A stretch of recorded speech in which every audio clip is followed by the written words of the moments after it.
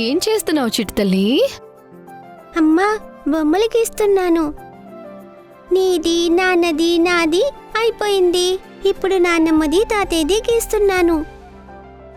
అవును, మనకమ్మమ్మ తాతయ్యలున్నారా?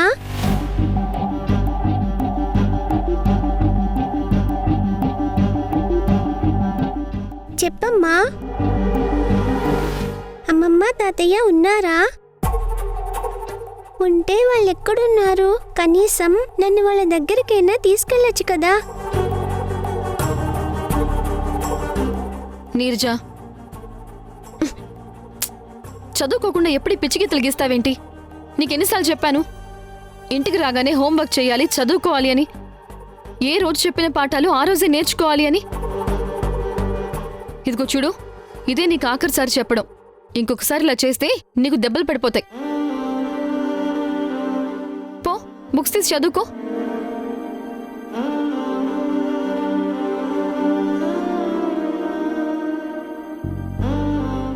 తీసుకో అమ్మా. ఈ బుక్లో మేడం వాళ్ళు చెప్పిన అన్ని పాఠాలు ఉన్నాయి. నువ్వేది అడుగుతావో అది అడుగు, అన్నిటికీ నేను సమాధానం చెప్తాను. నేనన్నీ నేర్చేసుకున్నానమ్మా. నేర్చుకున్న తర్వాతే ఈ బొమ్మలన్నీ గీస్తున్నాను.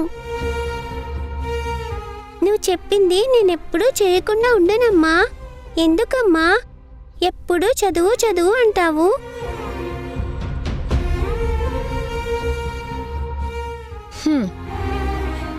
సరే, ఈ బుక్కులో నువ్వు ఒక్కదానికి సమాధానం చెప్పకపోయినా దెబ్బలు పడతాయి. నీ ఇష్టం. ఎన్ని దెబ్బలు కావాలంటే అన్ని దెబ్బలు కొట్టుకో, నేను సమాధానం చెప్పేస్తాను. చెప్పమ్మా, అమ్మమ్మ తాతయ్యలు ఉన్నారా? ఉంటే వాళ్ళెక్కడున్నారు? చూడు, మనకి అమ్మమ్మ తాతయ్యలు వాళ్ళెవరూ లేరు.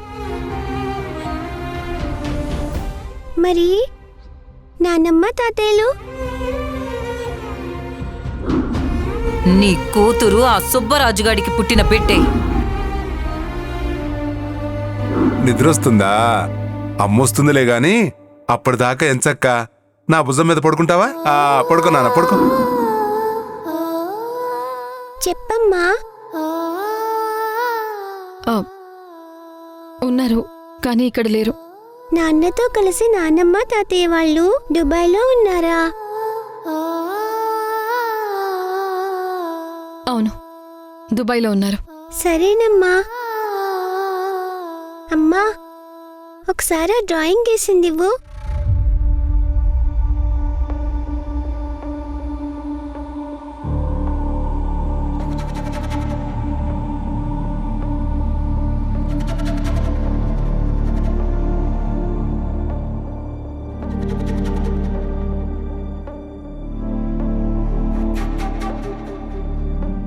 నువ్వేమో వాళ్ళ మీద ఇలా పిచ్చి ప్రేమని పెంచుకుంటూ పోతున్నావు. వాళ్ళేమో నీ మీద ప్రేమని ఎప్పుడో గుండెల్లో చంపేశారు. నీకీ నిజం తెలిస్తే నువ్వేమైపోతావో అని తలుచుకుంటేనే నాకు చాలా భయంగా ఉంది నీరజ.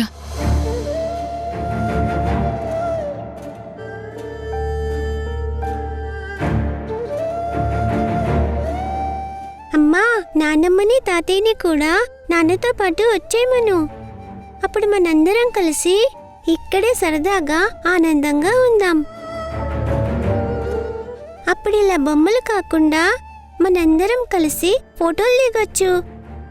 పెద్ద పెద్ద ఫోటోలు కట్టించుకొని ఆ గోడ మీద పెట్టుకోవచ్చు.